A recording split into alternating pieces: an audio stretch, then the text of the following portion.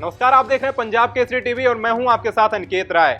हरियाणा में सियासी हलचल तेज है क्योंकि अभी कल यानी 5 अक्टूबर को वहां मतदान हुए। मतदान जब हो रहा था तो कई सारी सीटों पर कहासुनी, हाथापाई, बकझक देखने को मिली।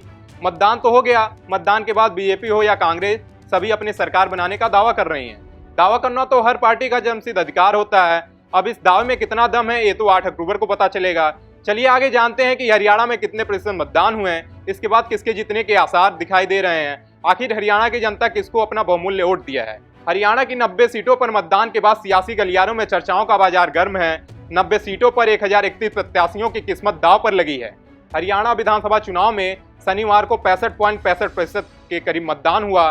कई एग्जिट पोल में कांग्रेस को स्पष्ट बहुमत मिलने का अनुमान लगाया जा रहा है, जो एक दशक के बाद सत्ता में वापसी की उम्मीद कर रही है। चुनाव आयोग के अनुसार 90 विधानसभा सीटों पर सुबह 7 बजे से शाम 6 बजे तक मतदान हुआ। मामूली झड़प छिटपुट घटनाओं को छोड़कर काफी हद तक शांतिपूर्ण ढंग से वोटिंग संपन्न हुआ। वोटिंग के बाद चुनाव मैदान में उतरे सभी प्रत्याशी 8 अक्टूबर का बेसब्री से इंतजार कर रहे हैं। हरियाणा में विधानसभा चुनाव के दौरान करीब 65.65% मतदान हुआ। यह 2014 के बाद विधानसभा चुनाव के मुकाबले काफी कम मतदान है। 2014 में 68% से ज्यादा मतदान हुआ था। मतदान के दौरान सभी 90 विधानसभा सीटों पर एक ही चरण में वोट डाले गए थे। हरियाणा चुनाव के लिए बीजेपी ने 90 सीटों में से 89 सीटों पर कैंडिडेट खड़े किए। कांग्रेस ने भी 89 सीटों पर उम्मीदवार उतारे। सीपीएम एक सीट पर चुनाव लड़ी तो जेजेपी और आजाद समाज पार्टी गठबंधन ने 78 सीटों पर उम्मीदवार उतारे। इनमें से जेजेपी ने 66 सीटों पर अपने उम्मीदवार उतारे, जबकि 12 सीटों पर एएसपी को दी गई। आईएलएनडी 51 सीटों पर चुनाव लड़ रही है, जबकि उसने अपनी सहयोगी बीएसपी को 35 सीटें दी हैं। वहीं आम आदमी पार्टी ने 88 सीटों पर दावा लगाया है। 2019 के चुनाव में क्या हुआ था? वहीं 2019 के विधानसभा चुनाव में बीजेपी ने 40 सीटें जीती। पार्टी का वोट शेयर 36.49% रहा।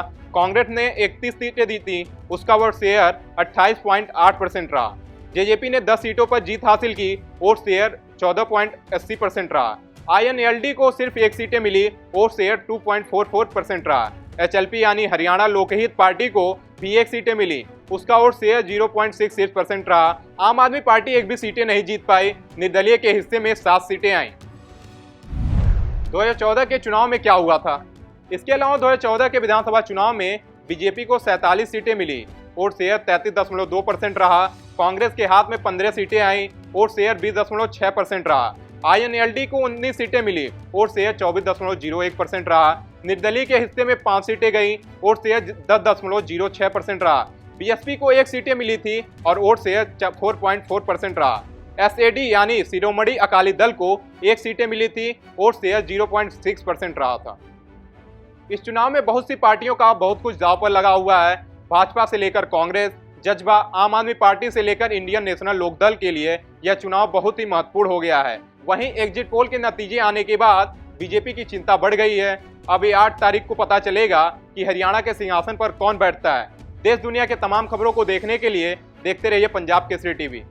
हमसे जुड़े रहने के लिए हमारे YouTube चैनल को सब्सक्राइब करें और नई वीडियो की नोटिफिकेशन के लिए बेल आइकॉन को दबाएं।